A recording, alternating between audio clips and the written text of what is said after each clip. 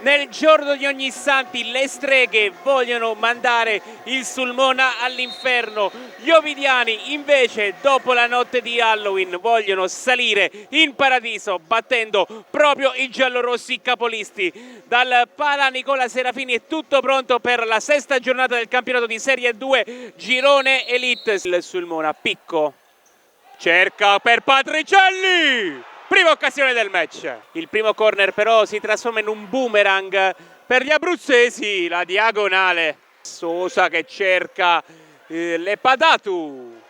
Verticale il Benevento. De Crescenzo. Si sblocca il match. La firma è del capitano del Benevento che porta dunque in vantaggio i suoi. Bella la conclusione, non poteva farci nulla. Berardi, Santoro, Di Matteo, conclusione di destro, Montefalcone. Avanza il piccolo trotto il 77, Villa può andare alla conclusione! Mattia Villa, pareggio del Sulmona, 1-1. Recuperato con Lepadatu, Patricelli ancora una volta, Montefalcone. Ripartire Sosa, avanza il 23, Montefalcone. Quanti interventi del numero 20 a salvare i suoi. Patricelli, un barco, ci riesce, Patricelli, occasionissima per il Sulmona.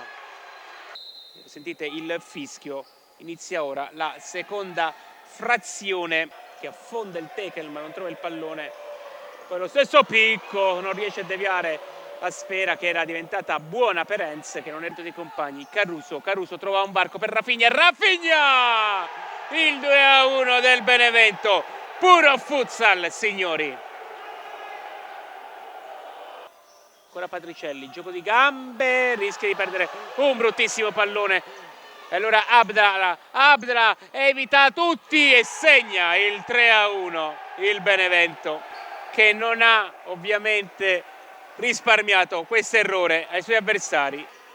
Sosa, pallone però recuperato proprio dal Benevento e arriva la quarta rete di Abdala. Ogni errore del Sulmona è stato pagato carissimo. La capolista non perdona. Le due squadre scelgono di terminare così l'incontro. Il punteggio è di una rete a 4. Chiedo scusa magari per l'errore in grafica che c'è stato. E dunque finisce qui la capolista, vola sempre più in alto, le streghe salgono in paradiso, il Sulmona rimane in purgatorio. Bel match che abbiamo apprezzato.